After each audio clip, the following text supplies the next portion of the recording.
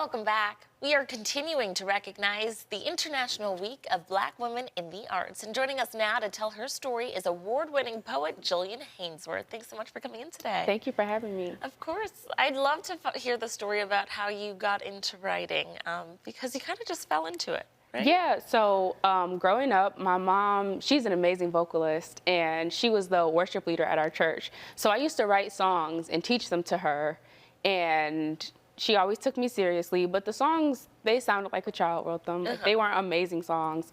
But I always found, freedom and expression in writing. So when I got into college, I stopped writing for a while. On top of, the schoolwork and writing essays and focusing on that, I also lost a little bit of my confidence as a writer. I found out that I'm dyslexic, and I was like, I don't know if this is for me. And then after college, I started writing again as a response to the amount of Black children and Black people that we saw die at the hands of the police and the justice system. So it became my main outlet and now my job. It all started with you getting really frustrated one day, writing a poem and posting it on social media, right? Yeah, so the day Darren Wilson, who was responsible for the death of Michael Brown, was not indicted, I wrote a line on top of a piece of paper I was actually using to keep track of jobs I was applying for. And the line was, "I wish the little Black boy did something wrong."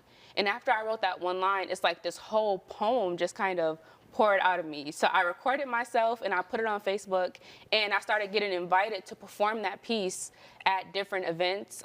February 1st of 2017 was my first time performing it live, and I did it for the UB Educational Opportunity Center for their Black History Month program.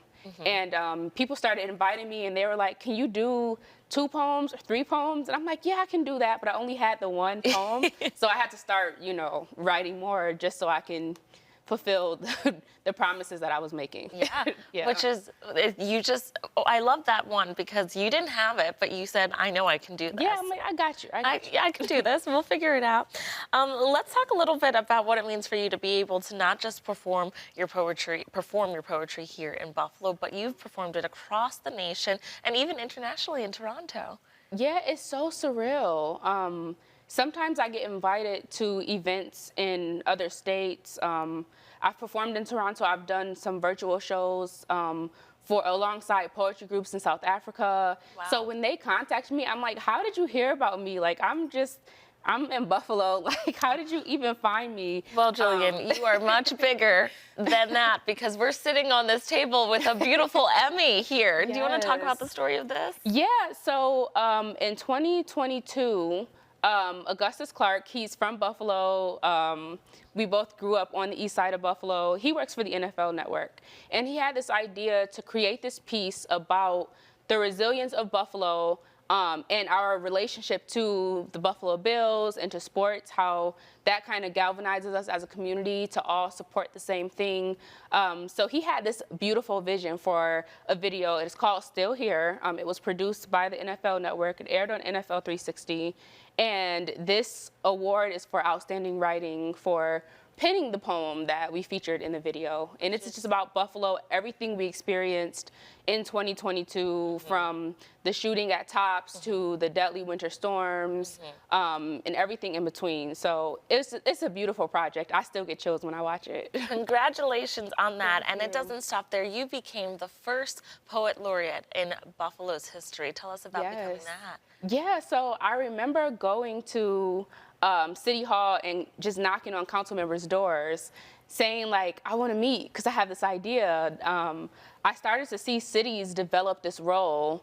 Now, normally every state has a poet laureate. The country has a poet laureate. There's poet laureates for inaugurations. But cities started to identify their own voices, their own storytellers.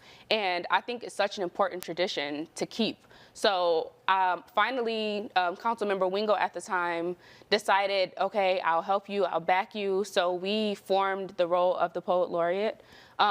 It took a couple of years, and by the time we got done forming the role, he said, like, you're already doing everything we want our Poet Laureate to do. So the Common Council voted to make me the first one. Congratulations. We Thank just you. want to say we are so proud of you for all of your success and your continuous love that you pour into the city. Viewers, if you would like more information on Jillian Hanesworth and her projects in the community, you can visit her website at jillthepoet.com. Thanks again for coming in. Thank you.